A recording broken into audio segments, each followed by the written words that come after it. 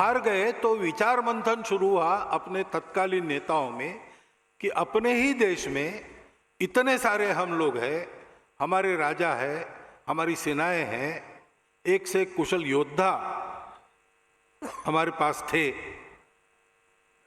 ये सब होने के बाद भी मुट्ठी भर अंग्रेज बाहर से आए और उन्होंने हमारे देश को जीता और हमको परास्त किया। ये क्यों हुआ? तो मंथन में से एक उत्तर मिला, उसकी एक धारा बन गई कि भाई अभी हार गए तो क्या हुआ, फिर से यही सशस्त्र प्रतिकार करना चाहिए और अंग्रेजों को शस्त्राचार के द्वारा भगा देना चाहिए। तो 1857 में तो कंपनी का राज्य बाद में गया और रानी का राज्य आ गया, इन्हें हम पूरे गुलाम बन गए, हमारे राजा मांडलिक बन गए, तो हमारी अपनी सेना तो थी नहीं। तो फिर क्रांतिकारक गतिविधि के रूप में तब से जो चला है शस्त्राचार के द्वारा विदेशी आक्रमकों को खदेड़ देने वाला प्रवाह, वो सुभाष बाबू के 1945 में अंतर्धान होने के बाद ही समाप्त हुआ। 47 में हम स्वतंत्र हुए, फिर उसकी आवश्यकता नहीं रही। स्वातंत्र्य वीर सावरकर जैसे लोगों ने 60 के दशक में अभिनव भारत नामक उनकी जो क्रांतिकारी संस्था थी उसका बाकायदा समापन किया। लेकिन इस अल्पावधि में लगभग 90 वर्षों में उस धारा ने हमको ऐसे दैदीप्यमान महापुरुष दिए, ऐसे चरित्र दिए जिनका कीर्तन करके आज भी हमको जीवन में प्रेरणा मिलती है। दूसरा एक विचार रहा कि भाई लड़े तो हम उस समय, लेकिन सेना लड़ी, राजा लड़े, समाज तो अपने घर में बैठा था। ऐसा नहीं कि समाज स्वतंत्रता के विरुद्ध था, समर्थन तो था, लेकिन इसमें हमको कुछ करना होता है ये उसको पता नहीं, क्योंकि आधुनिक राजनीति की उसको समझ नहीं है। और इसलिए राजनीतिक जागृति भारतीय जनता की आवश्यक है। और इसलिए इंडियन नेशनल कांग्रेस को माध्यम बनाकर अपने तत्कालीन नेताओं ने उसको राजनीतिक जागृति का और स्वतंत्रता के संघर्ष का एक हथियार बना दिया। और उसके चलते भारत में व्यापक जन जागृति हुई। क्रांतिकारकों की धारा के साथ साथ आंदोलन की धारा इधर से चली और ये जो सारी जनता जागृत हुई वो जो करती रही उस समय वो देश के लिए करती रही। जो आंदोलन में थे, जेल में जाना पड़ा, लाठी खानी पड़ी, वो किया। जो नहीं कर सकते थे उन्होंने ऐसे सत्याग्रही के शिविरों में उनके भोजन की व्यवस्था की। आदमी चरखा भी चलाता था, देश के लिए चलाता था। चरखा चला चला के लेंगे स्वराज लेंगे। चरखा चलाने से स्वराज मिलेगा ऐसा नहीं है, लेकिन सामान्य आदमी अपने जीवन में जीता था और कहता था कि मैं जी रहा हूं, देश के लिए जी रहा हूं। मैं देख रहा हूं मेरा जीना देश के छोटे मोटे काम में आए। सेतु बंधन में बड़े बड़े पत्थर लाने वाले वानर भी रहे, लेकिन एक गिलहरी सा एक रेती का कण में झाड़ू हुआ। इस भावना से समाज जागृत हुआ और इन दोनों प्रयासों का सुपरिणाम हमको स्वतंत्रता मिली। परंतु उसी समय 1857 के बाद एक और धारा चली जो सोचते थे कि अपने समाज का स्तर अंग्रेजी समाज से कम हो गया है, क्योंकि हम रूढ़ी कुरीतियों के शिकार हैं, दक्कनियानुसी बातों पर अंधविश्वास रखते हैं और इसलिए पहले समाज सुधार होना चाहिए, बाद में स्वतंत्रता। अभी स्वतंत्रता पाने लायक हम नहीं है और इसलिए राजा राम मोहन राय के समय से वो जो धारा चली है समाज सुधार की, आज भी चल रही है। परंतु दुर्भाग्य से क्यों हुआ, क्या हुआ पता नहीं, ये हुआ कि वो एक द्वीप बनकर रह गया समाज के सागर में। हमारे विदर्भ में एक गांव है, वहां 38 जातियां रहती थी। वो जाति भेद भी था, तो एक महात्मा वहां गए, उन्होंने सारा भेद समाप्त करके जाति विरहित गांव ऐसा बनाने का प्रयास किया। 30 वर्ष वहां रहे, वहीं उनकी समाधि हुई। बड़ी श्रद्धा उनके बारे में है। मंदिर के सामने उनकी समाधि, उसकी भी पूजा प्रतिवर्ष होती है, मेला लगता है, ये सब है। परंतु जो 38 जातियां थी वो कायम है। 39वीं जाति एक आ गई जो जाति को नहीं मानती, ऐसा हो गया। अभी क्यों हुआ, क्या हुआ, कैसा हुआ, इसमें जाने को में कोई नहीं, हुआ है। उपयुक्त सुधार भी द्वीप बन के रह गए। और एक विचार था उसी समय चला कि हम में ये सारी गिरावट क्यों है, जागृति क्यों नहीं है, समाज में सुधार क्यों नहीं है। तो हम अपने आप को भूल गए और इसलिए अपनों को भूल गए। अपना इतना बड़ा समाज दरिद्री है, अज्ञानी है, किसी को चिंता नहीं है। क्योंकि अंतर्निहित एकता की बात जो हमारे संस्कृति में चलती आई है, सर्वम खलु इदम ब्रह्मम, घट घट में राम, वो हम भूल गए। अपने मूल को भूल गए, इसलिए अपने मूल की ओर वापस चलो। और दो प्रमुख नाम तो लेने ही पड़ते हैं उस धारा को उल्लेख करने समय। एक है यहाँ के स्वामी विवेकानंद, दूसरे पंजाब के स्वामी दयानंद महर्षि। स्वतंत्रता के आंदोलन के काल में 1857 के बाद और स्वतंत्र भारत में भी आज तक जो बहुत सारे कार्य चले हैं, उन कार्यों की प्रेरणा कहीं ना कहीं इन दो में से किसी महापुरुष में निहित है। परंतु वो भी धारा, वो भी आज भी चल रही है, अच्छा चल रहा है, परंतु समाज व्यापी नहीं हुआ। संघ के जो संस्थापक थे डॉक्टर हेडगेवार, वो इन चारों धाराओं में काम करके कार्यकर्ता के नाते उन कार्यों का प्रत्यक्ष अनुभव ले चुके थे। डॉक्टर हेडगेवार के जीवन में दूसरा उद्देश्य नहीं था, उनको देश का ही काम करना था, क्योंकि जन्मजात देशभक्त थे। ने चौथी प्राइमरी स्कूल में, चौथी के क्लास में विक्टोरिया रानी का राज्यारोहण समारंभ हुआ तो अंग्रेजों का साम्राज्य जहां जहां था, भारत में भी था, सर्वत्र हुआ, सरकारी संस्थानों में, स्कूलों में भी हुआ, इनके भी प्राइमरी स्कूल में हुआ। और उस समय मिठाई बांटी गई जैसे बांटते हैं, तो इन्होंने ये मिठाई फेंक दी कचरे में। तो शिक्षकों ने पूछा क्यों फेंकी भाई, बच्चे हो, मिठाई नहीं खाते हो? तो कहा ये तो मिठाई नहीं, जहर है। हमारे राज्य को निकालकर अपना झंडा गाड़ने वाले परकीय लोगों की रानी का राज्यारोहण हमारे लिए शोक दिन है, उत्सव का दिन नहीं है। और उसके उपलक्ष्य में जो मिठाई आई है वो हमारे लिए जहर है। ये बचपन में उनकी प्रवृत्ति थी। तो बचपन से ही अनाथ हो गए।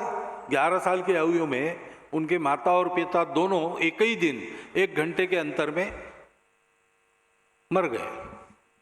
प्लेग चल रहा था नागपुर में, तो बीमार रोगियों की सेवा का काम दोनों करते थे। सेवा करते करते इनको भी प्लेग हो गया। 1 दिन की बीमारी में एक ही दिन 1 घंटे के अंतर में दोनों चले गए। तो बड़ा दरिद्रता में जीवन जीना पड़ा। लेकिन प्रवृत्ति ऐसी होने के कारण स्वाभिमान पूर्वक अपना जीवन जीते हुए पहले 10वें क्लास में अपना स्थान उन्होंने कायम रखा और देश के लिए जो चल रहा था उन सब बातों में वो सक्रिय रहते थे। नागपुर में वंदे मातरम आंदोलन का नागपुर के विद्यालयों में संगठन उन्होंने किया। और जब ये स्कूल के इंस्पेक्टर आए स्कूल में, तो उनका स्वागत वंदे मातरम की घोषणाओं से हुआ। तो अंग्रेज सरकार जागृत हो गई, उनके कान खड़े हो गए। उन्होंने नागपुर के सब विद्यालय बंद कर दिए और पता लगाना शुरू किया कौन है इसके पीछे। नागपुर के उस समय के नामवर बड़े नेता जो थे वो तो थे ही पीछे से, परंतु जिनके हाथों ये काम हुआ वो डॉक्टर हेडगेवार और उनकी एक टोली थी। लेकिन उसका पता नहीं लगा। 4 महीने तक स्कूल बंद रहे, छानबीन चलती रही, पता कुछ नहीं लगा। तो फिर एक नॉमिनल अपोलॉजी के साथ विद्यालय शुरू करना, ऐसा शुरू हुआ कि बच्चे आएंगे, गेट पर हेडमास्टर खड़े रहेंगे, अंदर आते हुए प्रत्येक बच्चे को पूछेंगे गलती हुई ना, मुंडी हिलाना, मुंडी हिलाया तो प्रवेश। स्कूल शुरू हो गए। लेकिन 2 लोगों ने इतना भी करने से इनकार कर दिया। उसमें एक डॉक्टर एडगार थे।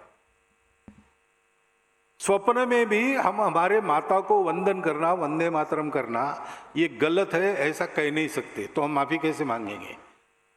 हम विचार ही नहीं कर सकते मुंडी हिलाने का। तो रस्टिकेट हो गए। ऐसे विद्यार्थियों के लिए उस समय राष्ट्रीय विद्यालय रहते थे, वहां पर उन्होंने प्रवेश लिया, उसको भी अंग्रेजों ने बंद कर दिया। तो निजी तौर पर परीक्षा में बैठे और फर्स्ट क्लास में पास हो गए। इसलिए नागपुर के नेता ने सोचा कि ये बड़ा होनहार बालक है, संघर्षशील है, कष्ट सहन करने की आदत है और सबसे अधिक बात इन्हें प्रामाणिक है, इसको कलकत्ता डॉक्टरी पढ़ने के लिए भेजेंगे।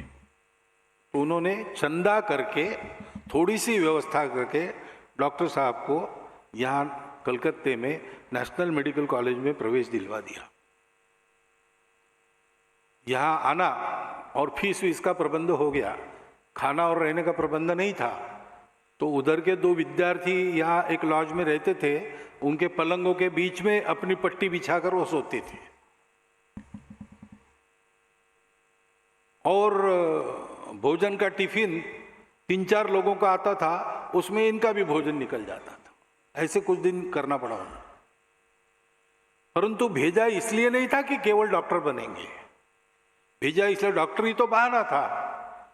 यहां अनुशीलन समिति थी, उस समय क्रांति कार्य का सारा समन्वय अनुशीलन समिति से के द्वारा होता था।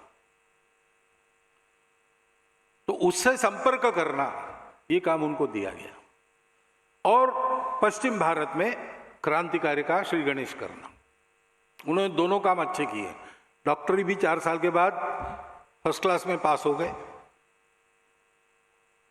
और महाराष्ट्र यानी राजस्थान से आंध्र तक के इलाके में क्रांतिकारकों को बसाना, उनकी व्यवस्था करना, शस्त्र आदि पहुंचाना, योजना बनाना, ये सारा संगठक का काम उन्होंने किया। लेकिन वो विफल हो गया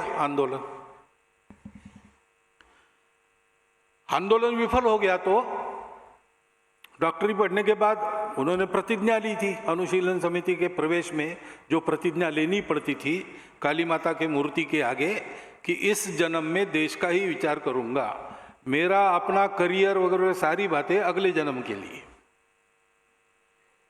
तो उनको एक नौकरी चलकर आई थी बर्मा में, 3000 रुपया महीना उस समय की। लेकिन उन्होंने प्रिंसिपल को कह दिया कि मुझे पैसा कमाना नहीं है, मैं देश का काम करने वाला हूं। नागपुर में आए तो चाचा जी ने विवाह के बारे में पूछा, उन्होंने कह दिया कि ये मेरा विचार नहीं है, मैं देश के लिए ही काम करूंगा, कठिन पथ है, कुछ भी कष्ट सहन कर पड़ सकते, मैं करूंगा और किसी को मेरे साथ लेकर ये नहीं करूंगा, इसलिए अविवाहित रहना है। प्रैक्टिस नहीं की, अविवाहित रहे। और असहयोग आंदोलन चल रहा था, उसमें गांव-गांव गए, भाषण दिए, जागृति की। तो उन पर राजद्रोह का अभियोग चला, सेडिशन। उसमें आंदोलन में बहुत लोगों पर अभियोग चलते थे, लेकिन तय ये था कि सजा भुगतना, बस डिफेंस नहीं देना कोर्ट में।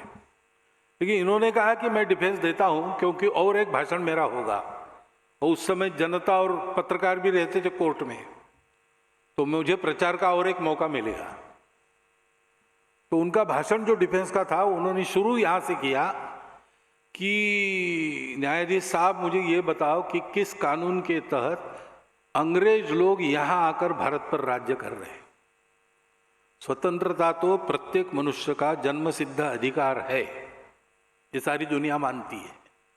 तो कोई कानून है क्या अंग्रेज हम पर राज कर रहे? नहीं है। और इसलिए अंग्रेजों का राज्य इल्लीगल है, आपका कोर्ट इल्लीगल है, आप भी इल्लीगल जज हो, मैं आपके अधिकार को मानता ही नहीं हूं। मैंने यही बताया देशवासियों को कि स्वतंत्र होना हमारा अधिकार है, और स्वतंत्र कैसे होना ये मैंने उनको बताया।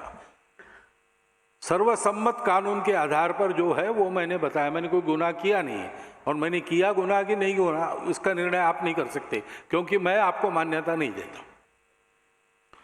तो उनको 1 साल सश्रम कारावास की सजा देते समय मैजिस्ट्रेट ने रिमार्क लिखा, ऑबिटर डिक्टा कहते हैं ना, ऐसा लिखा कि इनके जिन भाषणों के कारण इन पर आरोप लगा है, उससे इनका डिफेंस का भाषण ज्यादा सेडिशियस है।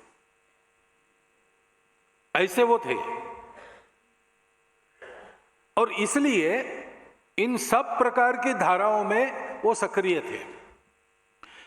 स्वयं अध्ययन चिंतन भी करते थे, और इन सभी धाराओं में जो धुरीण लोग उस समय काम करते थे, इन सब से उनकी भेंट भी होती थी, चर्चाएं भी होती थी।